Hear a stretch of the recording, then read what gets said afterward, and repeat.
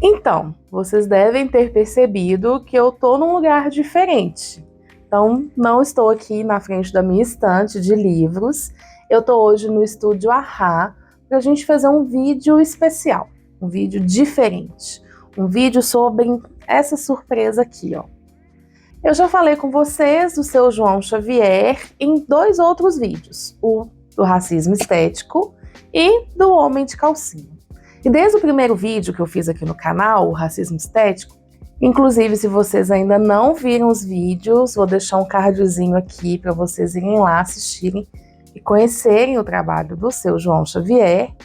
E a partir do momento dos vídeos eu comecei a conversar com ele. E a gente conversando, e a gente foi cada vez se conhecendo mais, e aí o seu João Xavier me contou de um projeto novo dele, esse aqui. E ele me deu a oportunidade de conhecer esse projeto antes de todo mundo. Inclusive, queria mostrar essa capinha linda que ele me mandou, o livro novo, e eu tive então o prazer enorme de ver antes de todo mundo o novo livro do seu João Xavier, O Homem Grávido. Inclusive, olha que chique, gente. Eu recebi a edição do autor e com uma dedicatória linda dele. E antes de continuar esse vídeo especial, eu já quero aproveitar para pedir vocês para seguir o nosso canal, curtir os nossos vídeos, compartilhar, porque olha como é que esse projeto é legal. Hoje a gente está fazendo esse vídeo super diferente e cada novo seguidor, cada nova curtida dá mais ânimo para a gente continuar no projeto. Então, o vídeo hoje especial é com ele, com o seu João Xavier.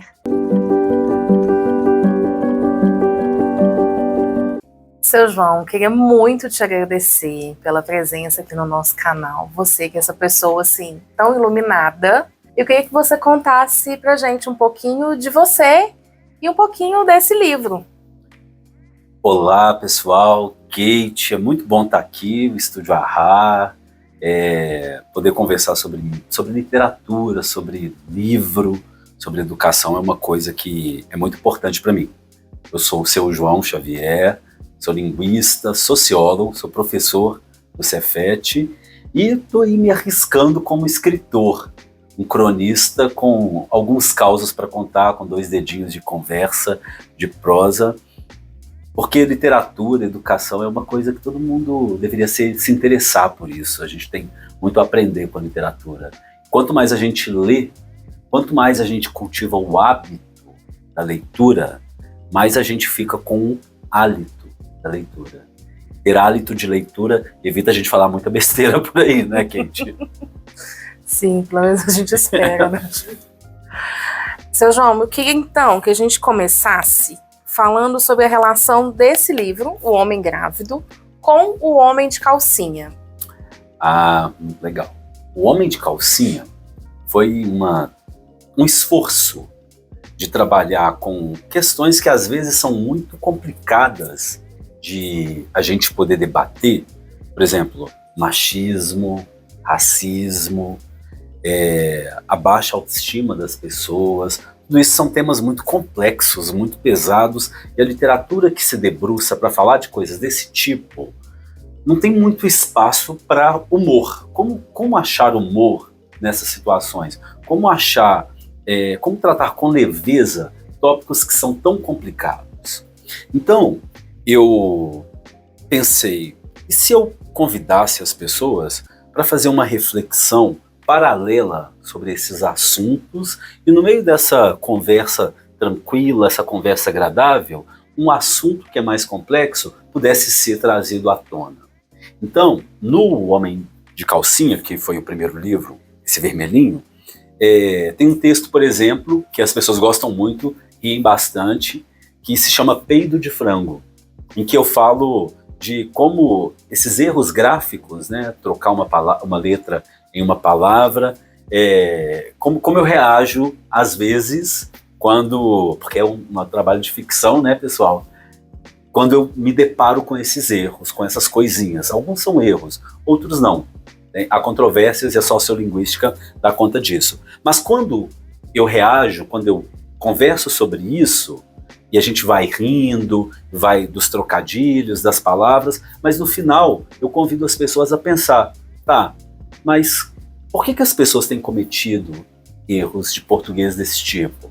Por que as coisas estão dessa forma? Qual que é o papel da educação no nosso dia a dia? O que nós precisamos fazer? Em que precisamos investir? Então, a gente vem de um processo de riso e se divertir, conversar sobre coisas engraçadas, mas meu objetivo não é zombar de um erro. É chamar atenção para esses erros que não são especificamente da pessoa que escreveu errado, mas de um sistema que tem tratado a educação de uma maneira errada. Então, eu vim nessa intenção em todas as crônicas do Homem de Calcinha. E eu continuei produzindo outros textos, mas para o livro não virar um calhamaço, eu falei, eu acho que eu vou reservar esses outros textos para uma segunda conversa. E foi aí que, nessa coletânea de crônicas e dessa produção, que vem O Homem Grávido. O Homem de Calcinha eu já tive que explicar tantas vezes que não se tratam de um livro de safadezas, pessoas. Se eu soubesse escrever um livro de safadeza, eu escreveria. Eu investiria nisso. Mas infelizmente eu ainda não sei, estou aberto a aprender. O Homem de Calcinha é um livro que fala muito sobre machismo. Como nós homens somos machistas, e como isso afeta negativamente a nossa sociedade. No Homem Grávido, eu trago uma reflexão também. Eu trago uma reflexão sobre o corpo, eu trago uma reflexão engraçada, divertida. O tom é leve, mas o assunto é sério. Os assuntos são sérios. Inclusive, essa crônica que você citou é uma das minhas favoritas do Homem de Calcinha, né? Peito de frango. Falo isso, inclusive, no vídeo. Seu João, eu queria falar dessa frase que você escolheu. Eu imagino que quando se escreve um livro, nada é detalhe, né? Tudo é muito pensado. E aí você começa com essa frase. Vou fazer o quê? Eu vou matar? Não. Eu vou educar, vou esclarecer. Que é da Dona Edith, uma líder comunitária. E aí eu queria que você me contasse um pouco da escolha dessa frase, porque mexe muito com a gente que é professor, né? Gente, mas essa é uma referência ótima. Quando eu fui escolher qual epígrafe colocar no livro, eu pensei, bom, é um livro em que eu estou falando sobre coisas engraçadas, divertidas.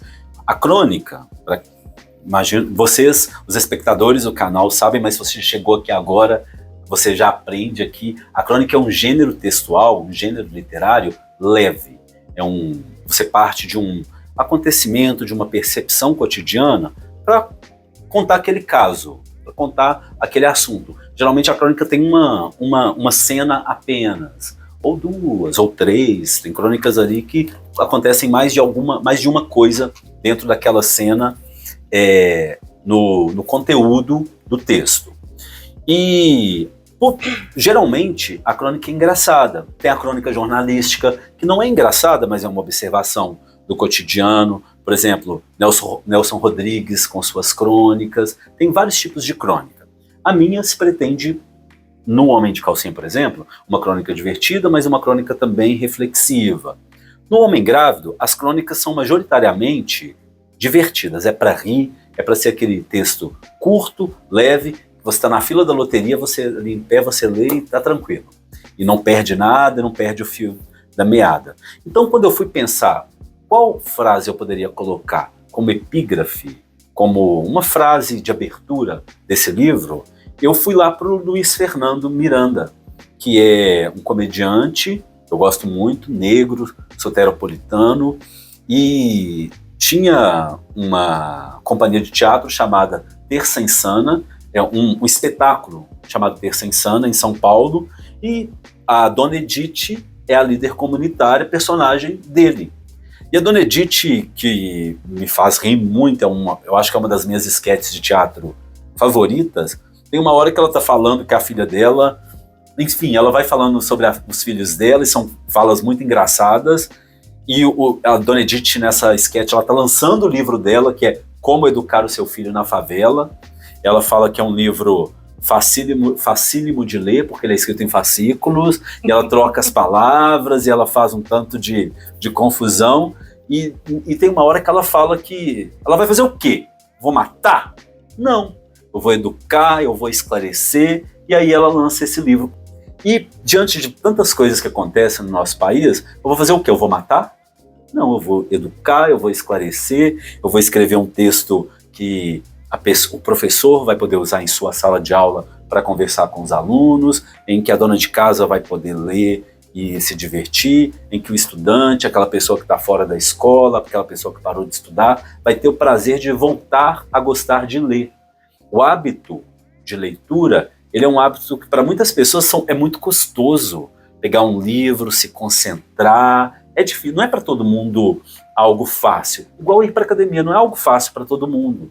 Então, quando você pega um livro que prende a sua atenção, porque é um livro de suspense, um romance policial, ou é um livro de crônicas engraçado, ou é um livro de fantasia, é um livro que desperta a sua atenção de alguma forma, você se sente mais propenso a continuar, a terminar aquela leitura, a devorar o livro. Eu lembro uma vez que eu vi uma entrevista com a Débora Seco e o Jô Soares. E ela falou, Jô, devo estar com a cara toda amassada aqui, né? Porque eu passei essa noite chorando. Aí o Jô falou, mas por quê? Eu estava lendo O Caçador de Pipas e, passei a noite inteira lendo esse livro, chorei. E eu achei aquilo tão curioso que no outro dia eu fui para a livraria, comprei O Caçador de Pipas para descobrir por que a Débora Seco passou a noite lendo o livro e chorando. E é um livro que eu gosto muito, não sei se vocês já leram. Caçador de Pipas inaugurou para mim uma temporada de literatura sobre o Oriente Médio. Aí eu li O Caçador de Pipas, li O Livreiro de Cabo, li Inverno em Cabo. Fui lendo tanto de livro que tratava do Oriente Médio, porque era uma temática que me chamava atenção. Então, quando a gente pega um livro de crônica, um livro que desperta a nossa atenção, a gente tende a terminá-lo. Então eu queria, dentro dessa natureza do livro, colocar uma epígrafe que expressasse um pouquinho de qual é a minha intenção. É educar, mas é divertir. É esclarecer, mas é entreter. É fazer companhia, mas uma companhia agradável. Porque tem companhia que a gente não quer, né? E olha, ler você é como se a gente estivesse te escutando o tempo inteiro. Tanto que a primeira crônica, ou posso chamar de crônica a primeira, ou é um prólogo do livro, 2 dedinhos de prosa? Boa pergunta.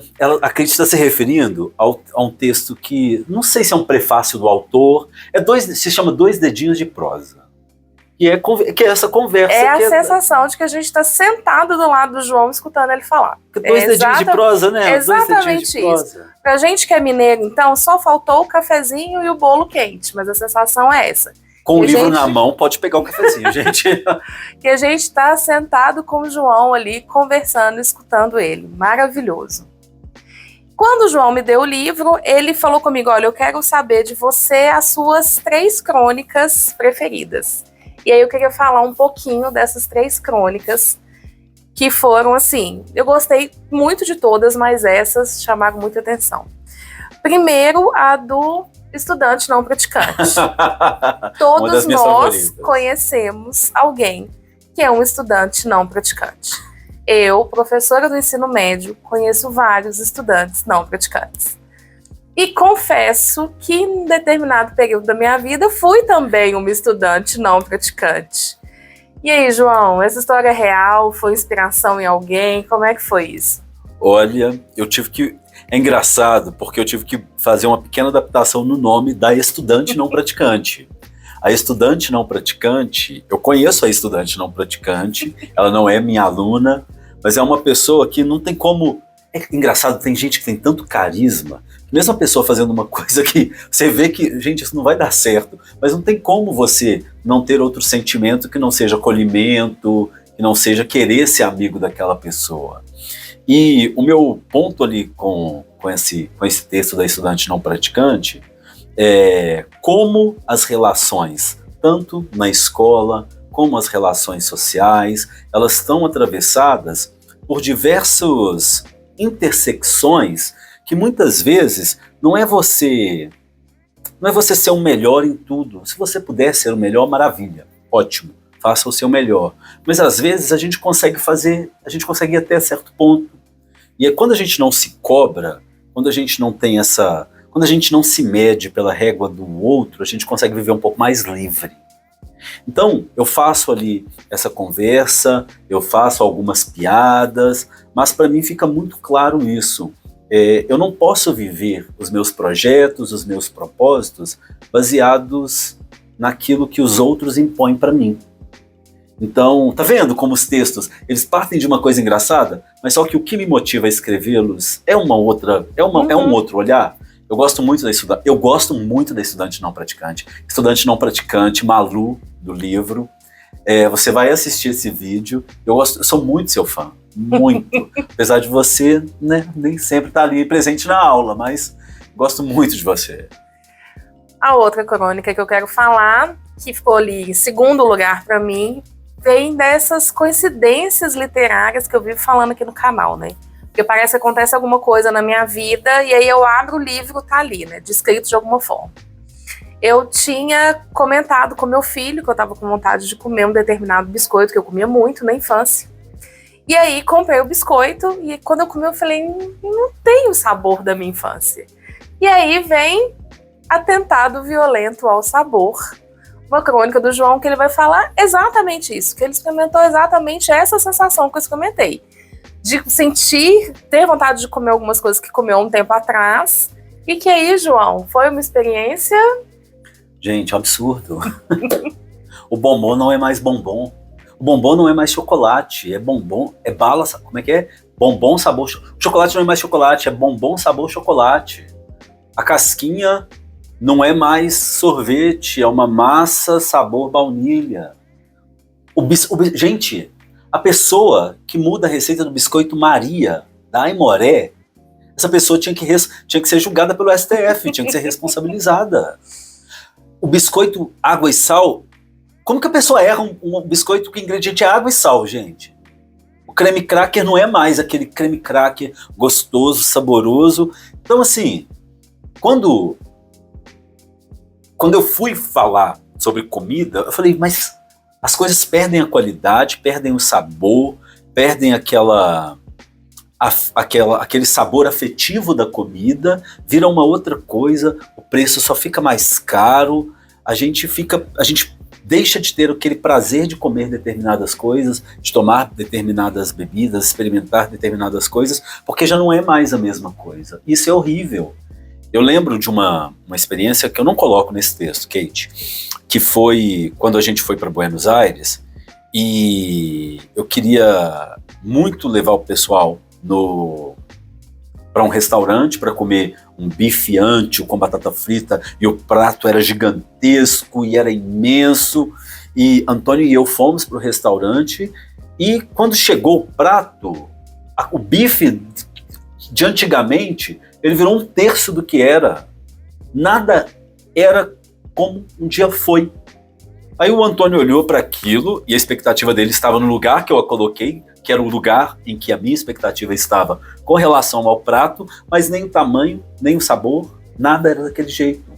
Então a gente vai ficando desgostoso com as coisas e eu falo, olha, eles aumentam a quantidade de açúcar, aumentam a quantidade de corantes, tira os ingredientes de verdade, coloca tudo essência, saborizado. Isso para mim é um atentado violento ao sabor, às nossas memórias afetivas. E eu faço algumas piadas durante o texto, eu falo de algumas coisas, né? Igual eu falo aí do biscoito creme cracker, como que uma pessoa erra um biscoito que tem 2 ingredientes, água e sal. Sei perfeitamente que não é só água e sal, mas né, como que pode ficar daquele jeito borrachudo, não ficar gostoso?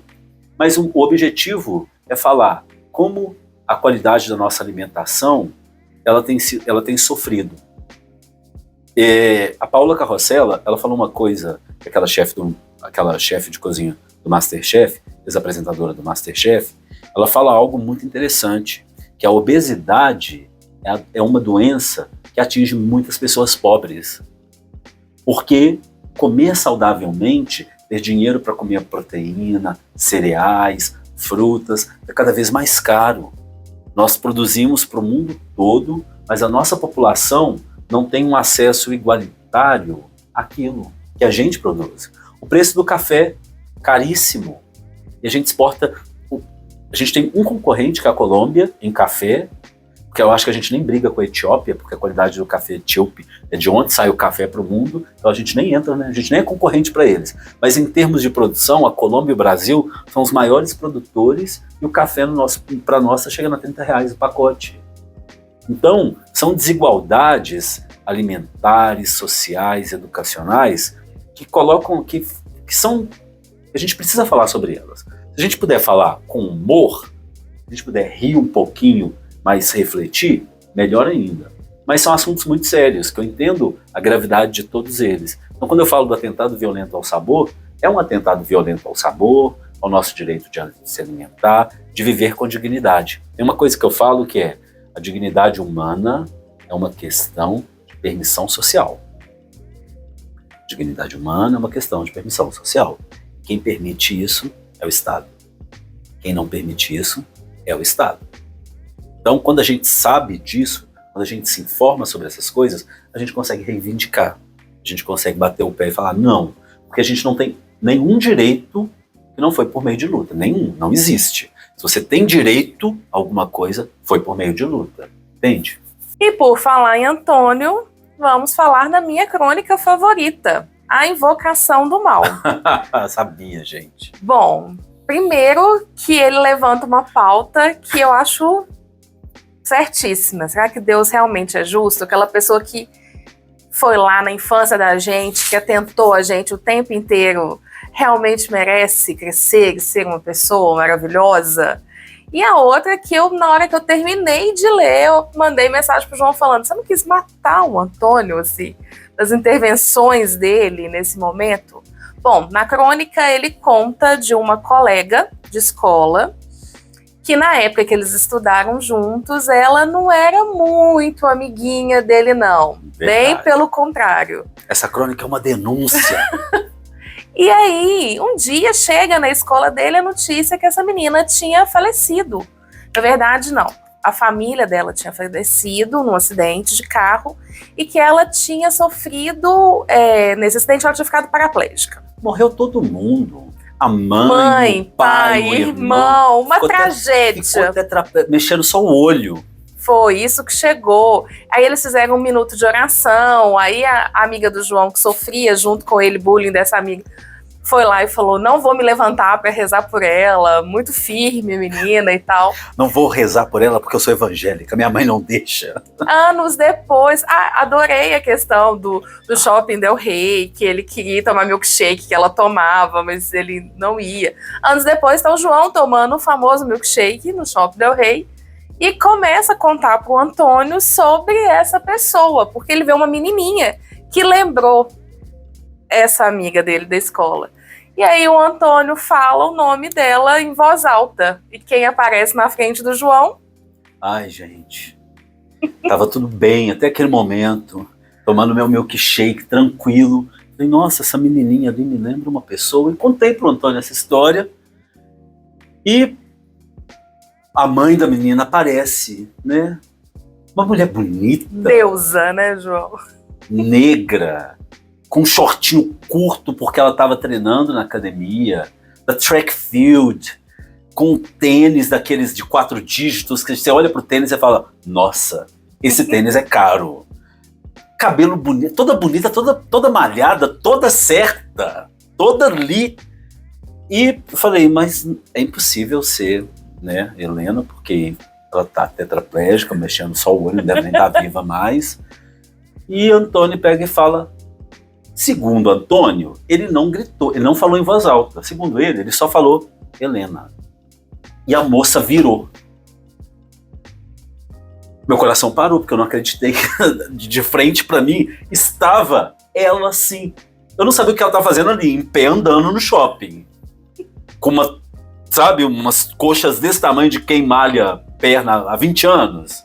Com um ombro de nadadora, porque eu lembro que ela fazia natação na época. Então eu fiquei ali em silêncio, e Antônio pega e fala assim: o que você está fazendo aqui?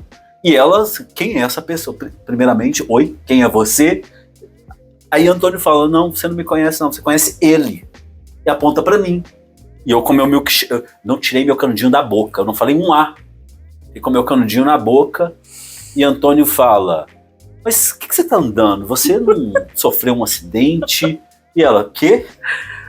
Era pra você estar tetraplégica.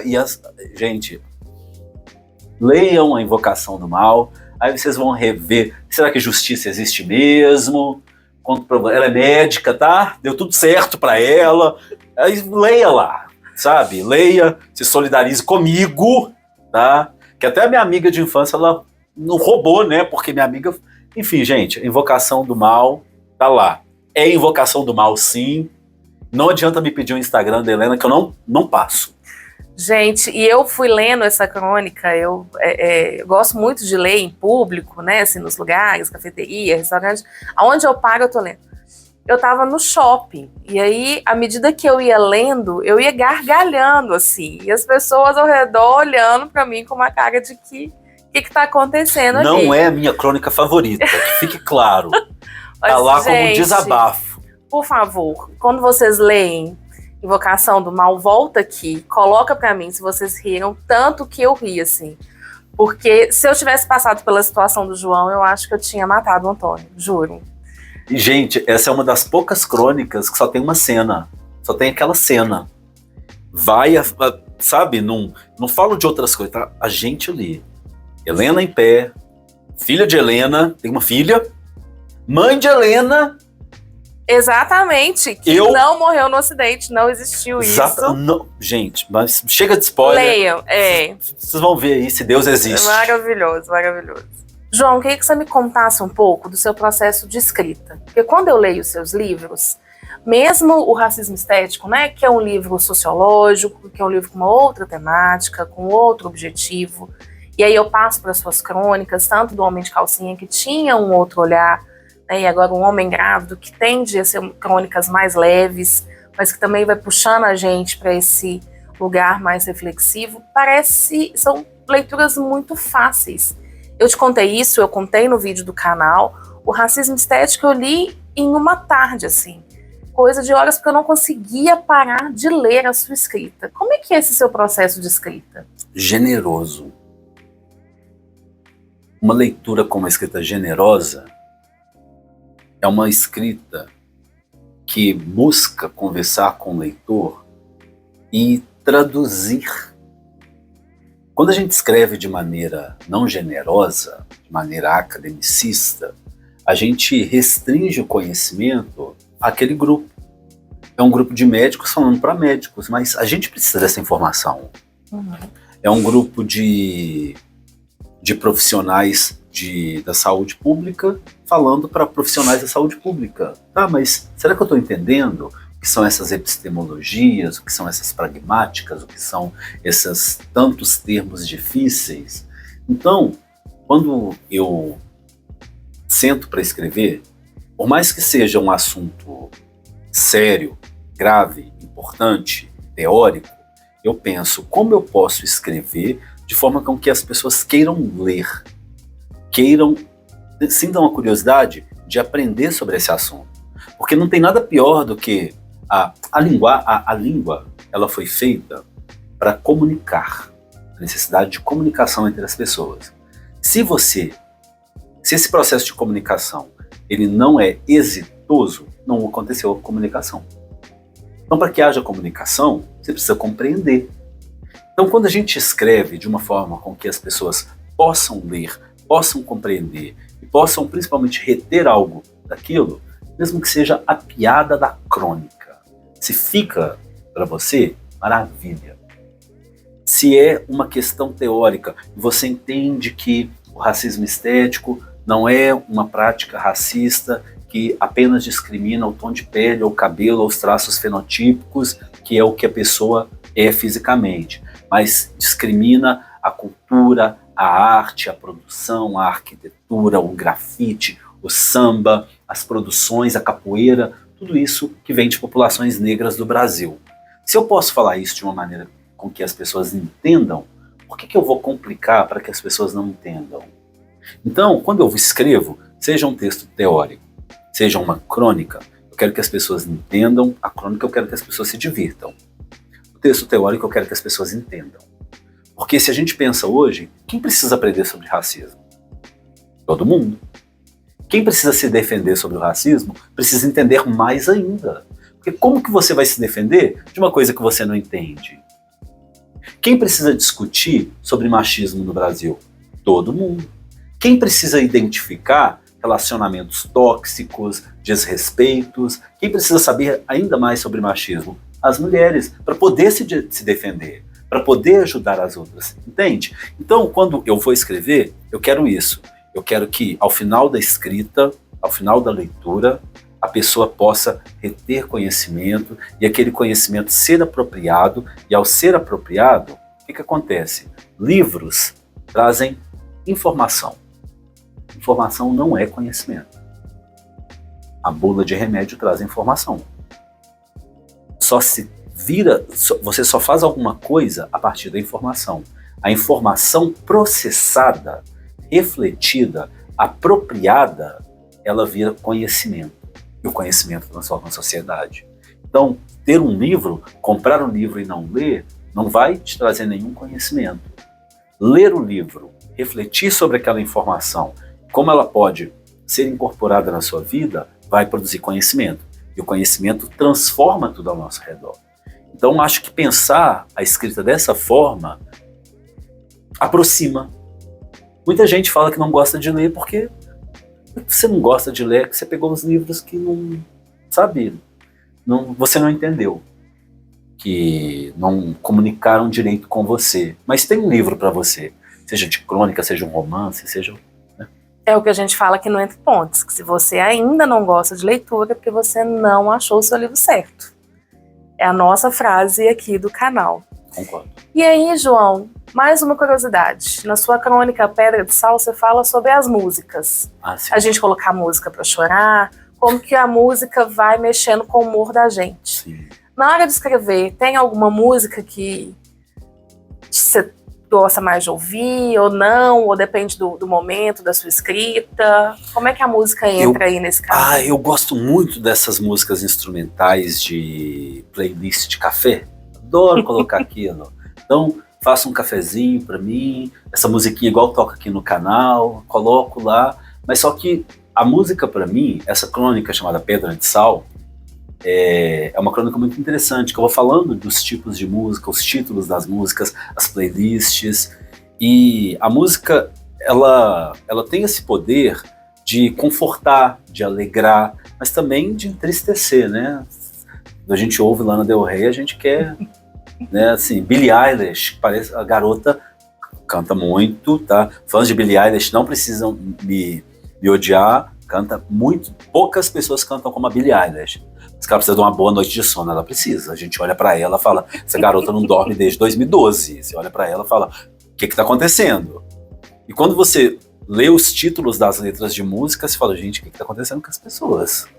Eu vi uma playlist no YouTube que era músicas para chorar às 3 horas da manhã. Gente, se às 3 horas da manhã você deitar, dormir, descansar, você nem vai chorar, sabe? E como vocês estão aqui no YouTube, depois de assistir esse vídeo, pode ir lá ver. Tem a playlist para músicas para ouvir e chorar às 3 horas da manhã no seu quarto. Gente, não. Melhor não. Vamos ouvir alguma coisa melhor, mais pra cima. Uma playlist de um café, você pega um livro e lê e se distrai. Mas esses sons ambientes, esse tipo de música me faz bem. Mas eu ouço de tudo. Eu adoro nosso samba, adoro nosso funk, adoro nosso pagode, adoro as nossas músicas baianas, gosto muito das músicas regionais do norte do nosso país. Eu parei de ouvir muito sertanejo, porque como eu não bebo, eu sinto uma apelação muito grande pro álcool o tempo todo. Eu falei assim, gente, eu acho que eu não vou ouvir mais tanto não. Mas vira e mexe, toca uma Marília Mendonça lá em casa, porque não tem como resistir, né, a voz dela. Mas a música, ela tá presente na minha vida de diversas formas, e é muito bom. Eu acho que músicas que criam esse ambiente gostoso para ler, para refletir, para estudar, tem gente que não gosta, mas para mim é muito bom. Por isso que eu escrevi Pedra de Sal. É uma crônica boa, uma crônica... Você vai rir, e eu acho que não tem nem que, sabe, ficar no final ali aquela mensagem de pra que eu vou ouvir uma música triste, pra que eu vou ser triste se eu posso ser alegre? Eu acho que é essa mensagem, né? Uhum. Que é o samba da bênção? É melhor ser alegre do que triste. Eu acho que essa é a mensagem da Pedra de Sal. que a minha amiga falou que ela estava chorando pedra de sal. Eu falei, meu Deus do céu, pra quê? Seu João, e eu falei das minhas crônicas favoritas, qual que é a que você mais gosta desse livro? Teve alguma que foi diferenciada assim para você? Eu acho que a forma com que a gente começa as coisas, a primeira impressão... Eu vou escrever uma crônica, não posso falar aqui, não vou dar spoiler disso, não vou dar um spoiler pequeno. Ah, claro, mas que eu você acho vai dar que um spoiler aqui. Que a primeira vez ela é muito importante. Primeira vez que você vê uma pessoa, primeira vez que você saboreia um prato, primeira vez que você ouve uma música, primeira vez que você experimenta aquela roupa e se sente bem nela. Primeira vez é muito importante. Eu quero conversar sobre isso depois em uma crônica. E a primeira vez, a primeira leitura, a abertura, eu acho que ela é muito importante. Eu gosto muito do texto de abertura, que são os 2 dedinhos de prosa, em que eu estou falando para o leitor o que vem ali pela frente, mas só que a próxima crônica, que é que eu chamo de crônica mesmo, porque 2 dedinhos de prosa é uma conversa, são 2 dedinhos de prosa, como se fosse um prefácio do autor. Mas a primeira crônica, que é Lindéia Mortinha da Silva, para mim é a que mais me diverte, porque justamente por conta de uma música que eu ouvia, que se chama Balada para mi muerte, Balada para minha morte, que é um tango argentino, e na letra da música fala: morrerei em Buenos Aires, será de madrugada, que é a hora em que morrem os que sabem viver, andarei tantas quadras, e lá na Praça França, que é uma praça cercada de mansões e prédios de luxo e embaixadas, e lá na Praça França me assentarei, tomarei meu penúltimo uísque, assim. Aí eu tô assim, gente, morrer assim é fácil, né?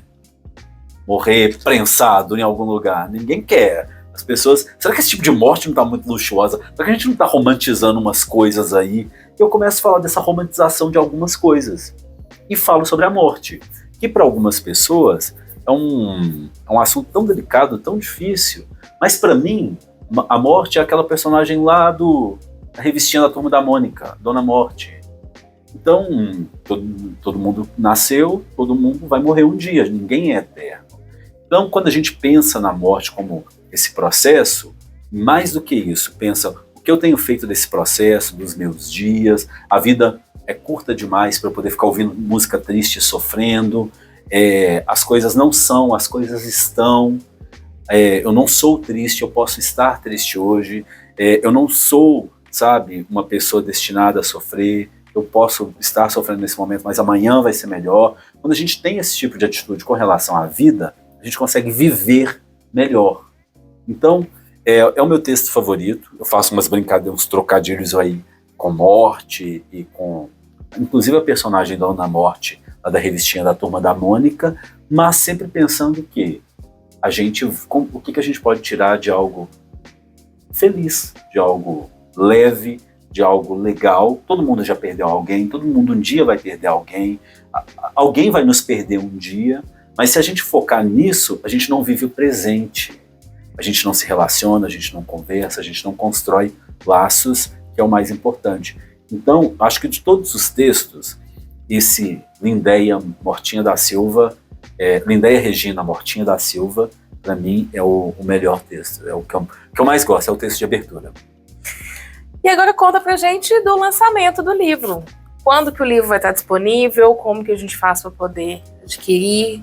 O lançamento vai ser agora em outubro, já vai ter aqui na descrição do vídeo o link do meu site, seujoaoxavier.com.br, por lá você consegue adquirir o livro, e também vai ter um lançamento presencial em Belo Horizonte.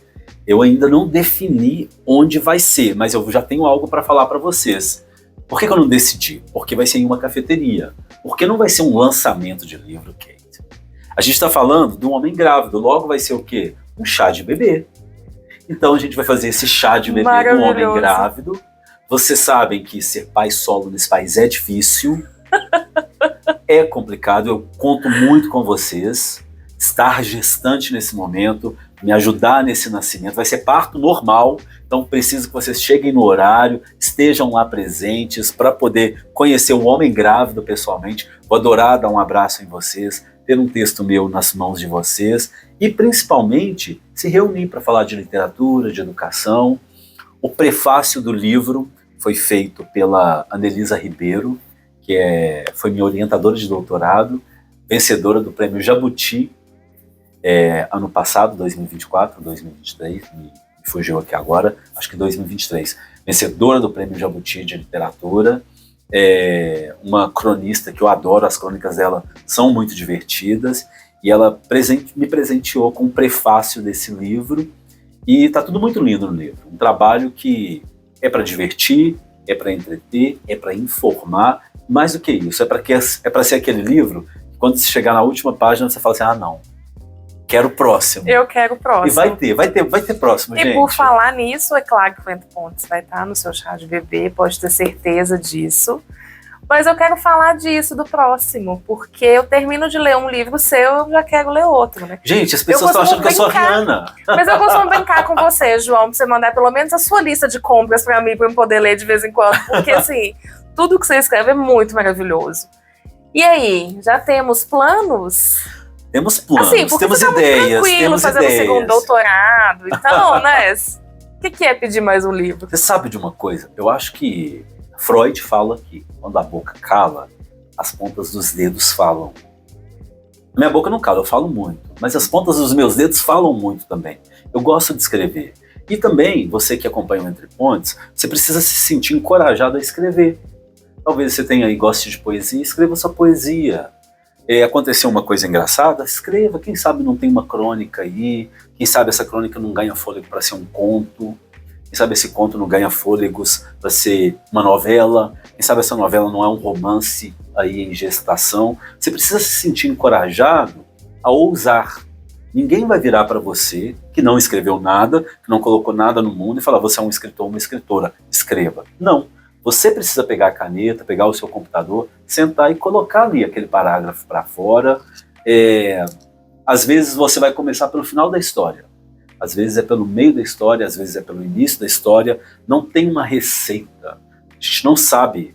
Vários textos meus, eu comecei a escrever, depois eu descobri que aquilo era o meio do texto, que eu precisava escrever alguma coisa anterior. Às vezes eu falo que o texto está assim, numa nuvem na minha cabeça, e eu faço o download dele. Porque muitas vezes eu estou pensando sobre o conteúdo, mas eu ainda não escrevi nada.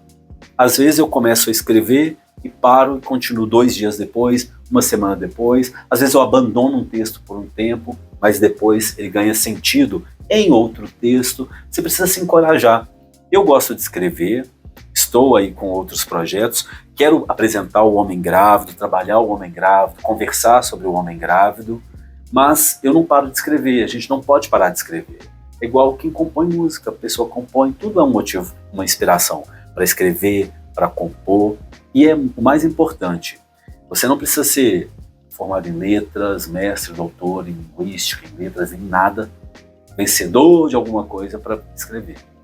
Você pode sentar e escrever. Carolina Maria de Jesus escrevia sobre a realidade dela. A gente tem um quarto de despejo, que é um livro que tira o nosso fôlego. A gente tem pessoas que escreveram poesias que eram despretensiosas. Escreva por você. A Cia, que é uma cantora australiana, ela tem uma música que eu adoro chamada Bird Set Free, que significa pássaro libertado. Gaiola é aberta. E tem uma hora que ela fala o seguinte na letra da música dela: eu não tô nem aí se eu canto desafinada. Ou eu não tô nem aí, eu não me importo se eu canto desafinadamente. Eu me encontro nas minhas melodias. Eu canto pra mim e eu canto por mim. Então faça isso, escreva pra você, por você. Caso alguém goste e leia, e é maravilha, mas foi pra você. O Homem de Calcinha foi um incômodo meu, como nós homens tratamos as mulheres. Eu falei, eu vou escrever essa crônica, vou escrever esse texto, e alguém leu e falou, nossa, que tá legal, gostei muito disso. Eu falei, vou escrever mais alguma outra coisa. Faça isso. Escreva suas crônicas, suas poesias, pode sair um livro, 2, 3, pode sair uma dissertação de mestrado, pode sair uma tese de doutorado, pode sair um artigo, pode sair uma coluna. Pode sair alguma coisa. Todo mundo tem algo para poder contribuir. Mas uma coisa que eu preciso lembrar é que você só fala aquilo que você consome. Então consuma literatura. Se você gosta de poesia, consuma poesia. Você não vai escrever poesia se você não come poesia. Como que você vai falar poesia? Você não vai conseguir causar humor ao ler se você não ler textos que te façam refletir, rir. Você não vai falar algo informado se você não se informa em fontes confiáveis. Então, todo mundo tem o potencial para escrever, todo mundo deveria escrever, todo mundo tem algo para falar. As pessoas podem ouvir ou não, mas aí já não é conosco, mas a gente pode colocar isso para fora. Então, se você é um escritor, uma escritora, eu estou falando com você, com dentro de você, dentro do seu coração. Se você é um escritor, uma escritora, um poeta, uma poeta, coloque seus textos para fora, coloque no papel e se encoraje. Eu acho que Guimarães Rosa falou que a vida que é da gente é coragem. Sem coragem a gente não põe nada para fora.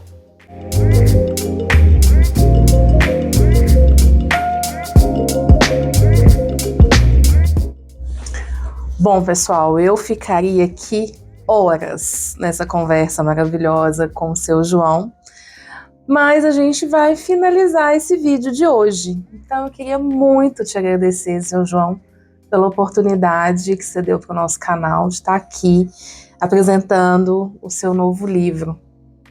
Gente, muito obrigado, adorei vir aqui no Entre Pontes. É muito gostoso essa conversa, falar sobre literatura, falar sobre educação, é algo que a gente tem que fazer mais frequentemente. E a gente estreia hoje, abre hoje a pré-venda do livro.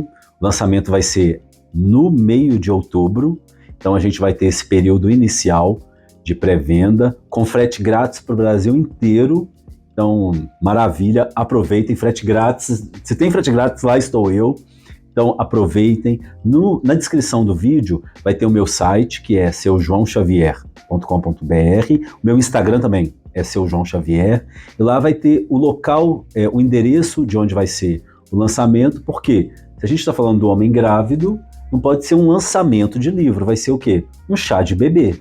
Então, nesse chá de bebê, a gente vai poder encontrar, vocês vão poder conhecer o homem grávido, talvez seja eu, não sabemos, mas algo é certo que um pai solo no nosso país precisa de apoio, então conto com o apoio de vocês, entrem no site, adquiram um livro, espalhem essa notícia, espalhem o link do canal Entre Pontes. Acho que nós devemos fortalecer todas as ações que buscam estimular a leitura, a escrita, a reflexão. A gente carece muito disso no nosso país. Parabéns, Kate, pela nova temporada do Entre Pontes, por esse canal que traz tantas resenhas interessantes, estimulam a gente a querer conhecer as obras. Para mim foi um prazer estar aqui no Estúdio Arrá com você, no Entre Pontes. Adorei a conversa. E eu quero aproveitar também e agradecer o Estúdio Arrá por ter recebido a gente aqui. Esse estúdio que, assim, muito organizado, tudo muito maravilhoso, recebeu a gente muito bem.